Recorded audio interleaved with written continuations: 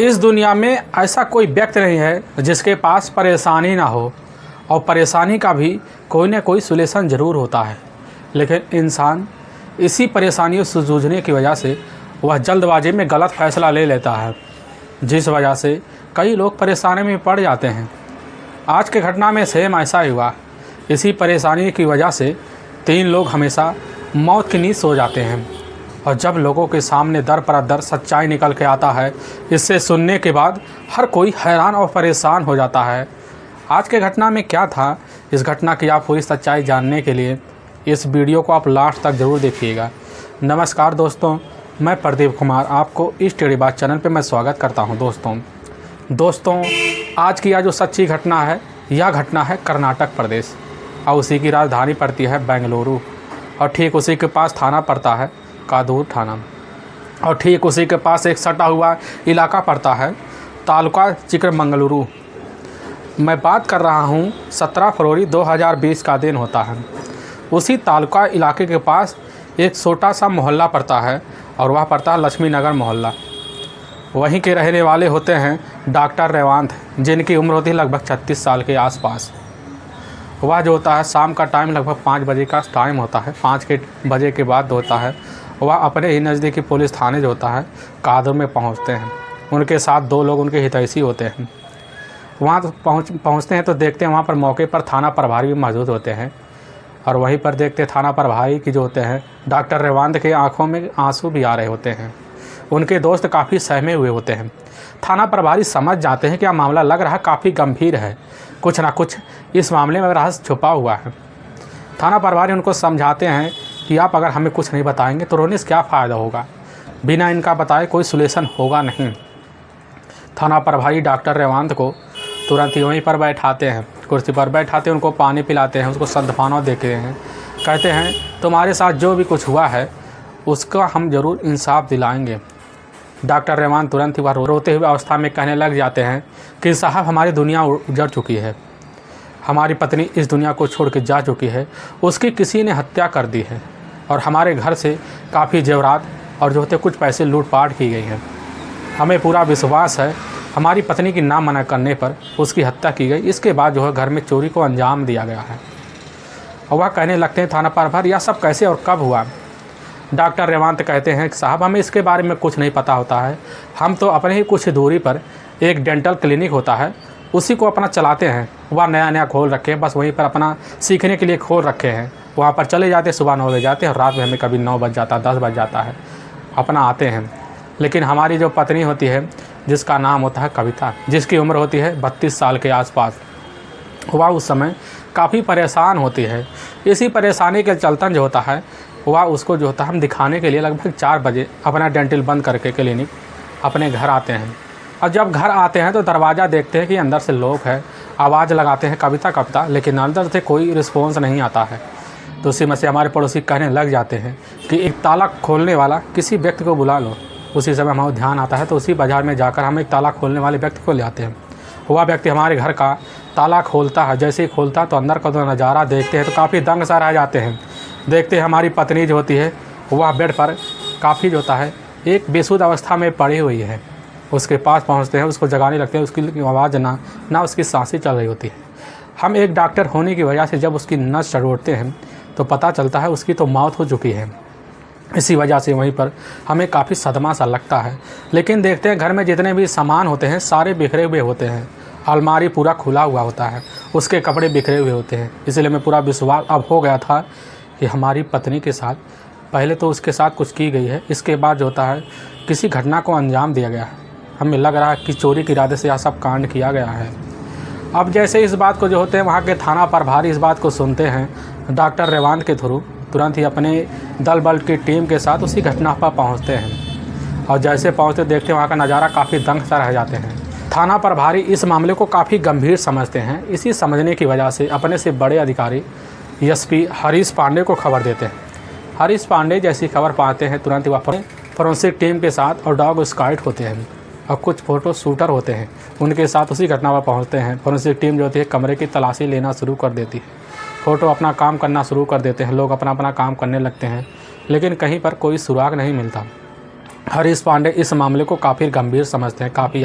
काफ़ी high profile का case होता है, क्योंकि उस इलाके का छोटा मोटा वह डॉक्टर तो थे नहीं, काफ़ी नामी डॉक्टर भी थे। लोग उनके पास इलाज कराने जाते थे। इस मामले को गंभीर समझते हुए जो होते हैं, उसी समय डॉक्टर रेवांद के ही तहरीर पर जो होता है वह हत्या का मुकदमा तो दर्ज कर लेते हैं। अब इस केस की छानबीन करना भी शुरू कर देते हैं। छानबीन करने के लिए जो होता है, सबसे पहले पुलिस जो होती है कविता के ही बॉडी को उठाकर वहाँ के नज़दीकी सरकारी अस्पताल में पोस्टमार्टम के लिए भिजवा देती है। अब इस केस की छानबीन करने के लिए पुलिस उसी समय अपने थाने चली आती है। लेकिन पुलिस जब अपनी टीम बैठाती है, टीम बैठाने के बाद राय मशवरा लोगों से लेती है, तो पुलिस का जो दिमाग होता है वह कहीं और घूम फिर जाता है। पुलिस सोचने लग जाती है कि डॉक्टर रेवांत ने जो आकर उस दिन थाने में हमें बात बताया था, उससे कुछ हमें विपरीत लग रहा है, क्योंकि कोई यह सोची समझी साजिश के तहत किया गया है। क्योंकि वह डॉक्टर रेवांत की जो पत्नी होती कविता, उस समय जब पड़ी हुई थी तो उसको हम देखे थे, उसके हाथ में एक सोने का लॉकेट था, उसके जो था पैरों में भी सोने का लॉकेट था। अगर कोई चोर करता है तो वह शरीर पर कोई भी वस्तु नहीं छोड़ता, लेकिन अलमारी में जब हमें नज़र पड़ती है तो देखने लग जाते हैं कि अलमारी में भी अभी कुछ गहने पड़े हुए हैं। लेकिन डॉक्टर रेवांत ने कहा था कि हमारे घर से लगभग 3 तोले गहने गायब हुए हैं और लगभग 3 से 4 लाख रुपये गहने पैसे भी गायब हो गए साथ में। और उसकी बात पर हमें विश्वास नहीं हो रहा था। ज़रूर डॉक्टर रेवांत कुछ ना कुछ चाल चल रहा है। पुलिस जो होती है तुरंत अब डॉक्टर रेवांत के ऊपर शक करना लगती है। शक करने की वजह से डॉक्टर रेवांत को दोबारा जो होता है 19 फरवरी 2020 को थाने बुलाती है। उससे थाने बुलाने के बाद उससे जब पूछताछ करती है उसके बारे में, तो डॉक्टर रेवांत बस अपनी बातों पर अड़ा रहता है। इसी लड़ाई रहने की वजह से पुलिस जो होती है उसके खिलाफ़ कोई सबूत नहीं पाती। इसी वजह से डॉक्टर रेवांत का मोबाइल अपने पास जब्त कर लेती है। जब्त करने के बाद उसको जो होता है उसी समय वहाँ से छोड़ दिया जाता है। पुलिस मोबाइल लेकर उसका जो होता है कॉल डिटेल निकालती है। जब पूरा कॉल डिटेल निकालती है तो उसी में काफ़ी चौंकाने वाला खुलासा भी हो जाता है। पता चलता है घटना वाले दिन लगभग कई बार किसी एक लड़की से बात हुई थी, जो लड़की का नंबर काफ़ी बार निकल के सामने आ रहा होता है, और उसका नाम होता है हर्षिता, जिसकी उम्र होती है लगभग उस समय 34 साल के आसपास। पुलिस का जो पूरा विश्वास होता लगने लगता है कि यह जरूर संबंध के बारे में यह सब कांड किया गया है। इसी बिना पर पुलिस की टीम जो होती है रिपोर्ट का इंतजार भी करने लगती है। लेकिन पुलिस को लगने लगता है यह मामला काफ़ी गंभीर सा है, सोची समझी साजिश के तहत इस कांड को किया गया है। इसीलिए पुलिस जो होती है रिपोर्ट का इंतजार नहीं करती। पुलिस जैसे अब जाती है डॉक्टर रेवांत को अपने कस्टडी में लेने के लिए, तभी 22 फरवरी 2020 का दिन होता है। उसी दिन जो होता है जैसे वहाँ पहुँचते तो पता चलता है डॉक्टर रेवांत जो होता है इस दुनिया को छोड़ के चला गया है। वह अपने ही लगभग ही कुछ दूरी पर एक रेल क्रॉसिंग पर था, वहीं पर जाकर सुसाइड कर लिया है। अब पुलिस के सामने यह केस जो होता है काफ़ी गंभीर सा लगने लगता है। पुलिस को समझ में नहीं आता कि आखिर यह सब कैसे हो गया है।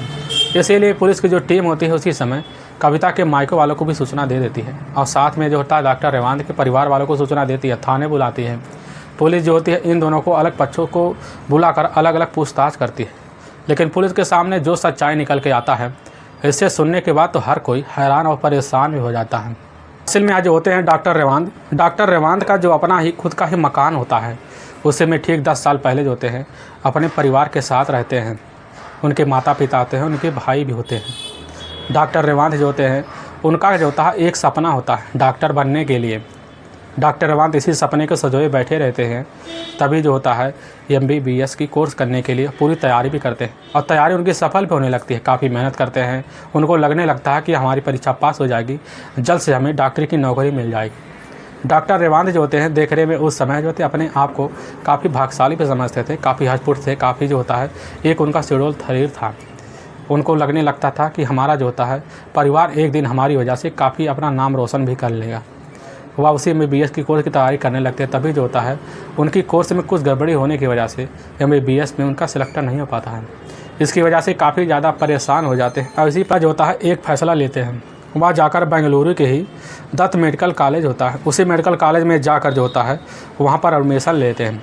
वहाँ पर एडमिशन लेने के बाद अपना कोर्स करना शुरू कर देते हैं। अब करने भी लगते हैं, समय बीतने लगता है। इसी बीच जो होता है अपने परिवार का उसी से लगभग छोटा मोटा डॉक्टरी कर खर्चा भी चलाते हैं। तभी मैं बात कर रहा हूँ साल 2012 का वर्ष होता है। उसी वर्ष से जो होता है डॉक्टर रेवांत के ही एक दोस्त होता है, उसी दोस्त के ही बर्थडे पार्टी होता है। बर्थडे पार्टी के लिए डॉक्टर रेवांत को न्योता मिला होता है। वहाँ जाते हैं, पार्टी भी करना शुरू कर देते हैं। तभी देखते हैं कि वहाँ पर एक जो होता है उसी साइड में लोग बैठा जाता है, उसकी बगल में एक खड़ी हुई लड़की होती है। जिसकी उम्र लग रहा था उस समय 26 साल के आसपास होता है। देखने में काफ़ी खूबसूरत होता है और इसकी खूबसूरती को देखकर डॉक्टर रेवांत होते हैं काफ़ी मुँह से जाते हैं, उसकी तरफ काफ़ी नज़रें गड़ा के एकाएक लखना भी शुरू कर देते हैं। डॉक्टर रेवांत अपने दोस्त से बुलाकर पूछने लगते हैं कौन है, तो उसका दोस्त जो तवा करने लगता है या तो कविता उडप्पी है, जिसके पिता का नाम होता है बसरप्पा वसु, जो वह होटल के ही मैनेजर होते हैं। उनकी ही कैंटीन मौके पर काम लगी होते हैं। बसरप्पा वसु वह व्यक्ति होते हैं जिनके पास काफ़ी पैसे होते हैं। उनकी बस एक इकलौती बेटी होती है कविता, उसी के अपना उनके घर की पूरी जिम्मेदारी जो होता है लेकिन उन्हीं वसुओं के ऊपर होता है, इसीलिए पूरी जिम्मेदारी अपने परिवार को आप अच्छे से देखभाल भी करते हैं। उनकी बेटी इकलौती होने के नाते अपनी बेटी को काफ़ी बेहतर से शिक्षा भी देते हैं, दाखिला भी करवा देते हैं। दाखिला भी अच्छे से कर लेती है, अच्छे से पढ़ाई भी करना शुरू कर देती है। वह भी डॉक्टरी बनने के लिए कोर्स भी कर रही होती हैं। उसी में जैसे दोस्त अब जो होता है डॉक्टर रेवांत को जानकारी देता है। डॉक्टर रेवांत सुनकर वह समझ जाता है कि यह लड़की हमारी दुनिया में हमारी पत्नी बनने लायक है। डॉक्टर रेवांत जो होता है जाकर कैसे न तैसे कर कविता से बात करने की कोशिश करता, अपने बारे में परिचय देता है, कविता भी परिचय देती है। दोनों में मेल मिलाप होता है, दोनों में वहीं पर दोस्ती भी बन जाती है। दोनों एक दूसरे की खूबसूरती को देखकर भी आकर्षित हो जाते हैं। वहीं पर मोबाइल लेते हैं, फिर आए दिन जो होता है बातें करना शुरू कर देते हैं। बातें करते करते दोनों का वक्त बीतने लगता है। दोनों में इस तरह प्रेम प्रसंग चल जाता है कि कोई किसी को पता भी नहीं चलता है, लेकिन वक्त बीतने लगता है। लगभग 2012 का वह साल का लास्ट महीना, तो उसी लास्ट में जो होता है वह जो होते हैं कविता के परिवार वालों को खबर लग जाता है कि वह जो होता है डॉक्टर रेवांत से हमारी बेटी का चक्कर चल रहा है। इसीलिए उसके जो पिता होते हैं वह बसरप्पा, वह जाते हैं डॉक्टर रेवांत के घर परिवार वालों से बात करते हैं शादी के लिए। घर परिवार वाले भी राज़ी हो जाते हैं। दोनों को काफ़ी अच्छे से रीति रिवाज के तहत जो होता है कविता और डॉक्टर रेवांत की शादी करा दी जाती है। अब इनकी ज़िंदगी जो थी काफ़ी से चलने लगता है। इसी वजह से जो होती है कविता अपने पति को पाकर काफ़ी धन सा समझने लगती है। वह अपने जीवन को काफ़ी खुशहाल मानती है। वक्त बीतने लगता है, समय बीतने लगता है। लगभग 5 साल का इनकी ज़िंदगी में यूँ बीत जाता है। तभी इनकी ज़िंदगी में 2 बच्चे भी होते हैं, जिसमें जो होता है एक बेटा और एक बेटी होती है। इनकी ज़िंदगी का पहिया इस तरह चल पड़ता है कि जो होता है आगे चलकर काफ़ी अच्छे से इनके जो तरक्की होना शुरू हो जाता है। डॉक्टर रेवांत और साथ में कविता का जो पढ़ाई का कोर्स होता है वह भी पूरा हो गया था। इसीलिए डॉक्टर रेवांत जो होता है अपने इलाके में जाकर जो होता है मेडिकल सीखने के लिए वह जाकर अपना खुद का एक मेडिकल जो होता है जस्ट चिकित्सा खोल लेता है। उसी पे जाकर अपना जो होता है काम भी करता है और साथ में कुछ पेशेंट आते हैं उनका देखभाल भी कर देते हैं। धीरे धीरे वक्त बीतने लगता है। इसी दिन जो होता है उसी मेडिकल पे एक औरत आती है जिसका नाम होता है हर्षिता, जिसकी उम्र होती है लगभग 26 साल, जो एक शादीशुदा थी और जिसके जो पति का नाम होता है सुदर्शन, जिसके मौके पर 2 लड़के भी थे। सुदर्शन वह व्यक्ति था परिवहन विभाग में बस कंडक्टर का काम करता था और वह जो होती है कविता वहाँ औरत थी जो एक फैशन डिज़ाइनर की दुनिया में कदम रख चुकी थी। लेकिन उसकी दुनिया तब तबाह हो गई जब उसके घर परिवार वालों ने ही कर्नाटक के रहने वाले इसी जो था सुदर्शन के साथ उसकी शादी करवा देते। लेकिन हर्षिता को तब पता चलता है जब उसकी ज़िंदगी काफ़ी बेसुध होने लगती है। वह समझ जाती है कि अब हमारी ज़िंदगी आगे बढ़ने लायक होती नहीं है, क्योंकि हर्षिता पढ़ लिख कर काफ़ी अच्छे से बन गई होती है। वो अपनी ज़िंदगी बनाने के लिए वह किसी भी तरह से कदम भी उठा सकती है। लेकिन देखने में हर्षिता काफ़ी खूबसूरत भी थी।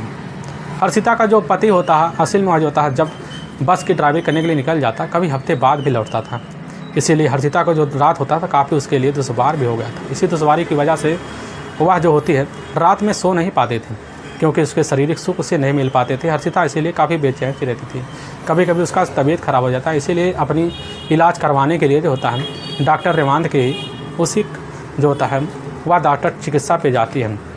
वहाँ जाने के बाद जो होता है अपने सामने जैसे वह जो होती है हर्षिता वह डॉक्टर रेवांत को देखती है। देखने के बाद उसकी तरफ एक ही बार में फिदा हो जाती है।